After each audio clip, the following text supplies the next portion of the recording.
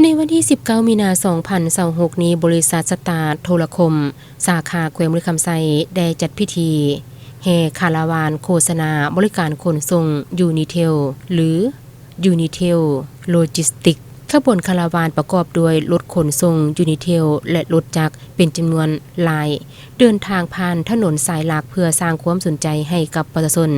นำพาขบวนแห่คาราวานโดยแม่ทานนางดาววอนอินทดาลินผู้อำนวยการสาขาการตลาดบริษัทสตาร์โทรคมสาขาแขวงบริคำไซพร้อมโดยคณะและพนักงานยูนิเทลเข้าร่วมท่านนางดาววอนอินทดาลินให้ฮู้ว่าการจัดกิจกรรมครั้งนี้แม่นเพื่อให้ประชาชนได้รับรู้ถึงการพัฒนาขนส่งที่เชื่อมโยงกับเทคโนโลยีสื่อสารยุคใหม่ซึ่งสามารถตอบสนองความต้องการของภาคธุรกิจและประชาชน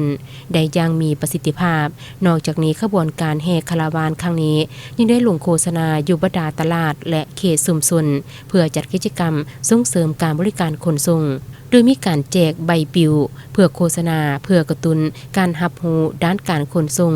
อย่างกว้างขวางมาสู่สังคมคำควรของบริการขนส่งยูนิเทลแมนราคาถูกปลอดภัยและทรงไวมาพร้อมกับรับโปรโมชั่นรับส่วนลด 2,000 กีบต่อบินมีบริการเก็บเงินปลายทางหรือฟรี COD ผ่านบัญชียูมันนี่และปัจจุบันมีการบริการพิเศษด้วยการส่งเครื่องโดยบ่ได้เสียค่าบริการถึงบ้านปัจจุบันสาขาขนส่งบริษัทสตาร์โทรคมทั่วแขวงบริคำไซมีทั้งหมด42ตัวแทนและมี5ป้องบริการรวมทั้งหมดมี47จุดหับฝากในนั้นเมืองปักสันมี16ตัวแทนเมืองบริคันมี3ตัวแทนเมืองปักกระดิ่งเมืองคำเกิดเมืองเวียงทองและเมืองทับบาทมีเมืองละ7ตัวแทน